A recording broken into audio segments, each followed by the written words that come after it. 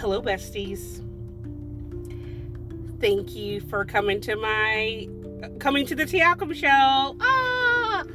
Today we have a tip of the week. Now, one thing I think my number one complaint in dialysis is that it is cold. I've been working in dialysis altogether for 13 years, and I think that is the chief complaint behind needle sticks is how cold it is in there. Now, granted, I worked for 2 different companies, and in both companies, that was the same thing. And unfortunately, like any medical facility, it is not going to be warm. Germs love warm. Germs want to live in the warmth, but we can't have it warm. I mean, if you've ever seen one of those big dialysis machines, they kick out a lot of heat, which is going to be cold. And a lot of times that, like in our clinic, the air fluctuates up and down all the time. So it's never one constant cold. It will go from cold to hot. But here are my tips. If you're a patient and you're complaining that the building is cold, it is going to be cold. And we can't warm it up. But what you can do is ask them what temperature is your machine set to. Your machine can be set anywhere from 30 Celsius to 37 Celsius, which is the Queen's mathematics. I don't know what that is in Fahrenheit, but you're going to be cold. And if it is set on the lower end, it could have something to do with your blood pressure. It could have various lot of reasons. But if you're freezing, ask the RN, is it possible? Can we raise my temperature just a little bit, because it is freezing in here? Another thing, bring a blanket. Now, normally when you're new, they will give you a blanket, but don't use that blanket. I mean, if you're lucky, it will be thicker than a piece of paper. If you're anywhere like the clinics that I work at, it's just going to be a single layer of fleece.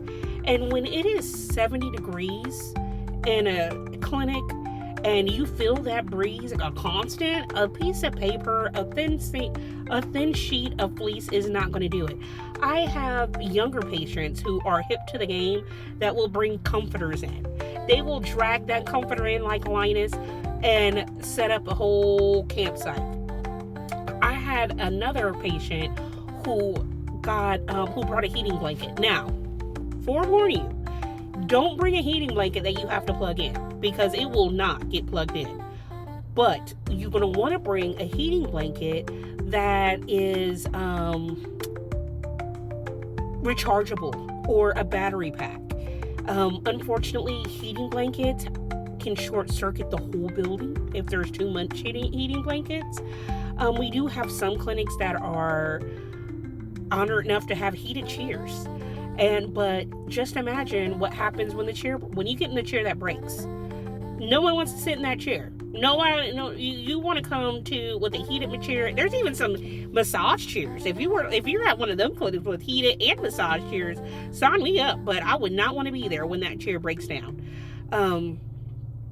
What else? Yeah. Make sure you dress appropriately. It's just like being in a hospital or being in a doctor's office.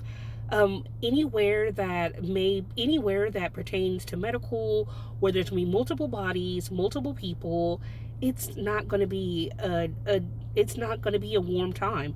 Everyone has a different body temperature. There's a story that I heard from one of the coworkers that I work with now. She said that her clinic the air broke, and they still did treatment. And I believe she said 2 people had cardiac arrest.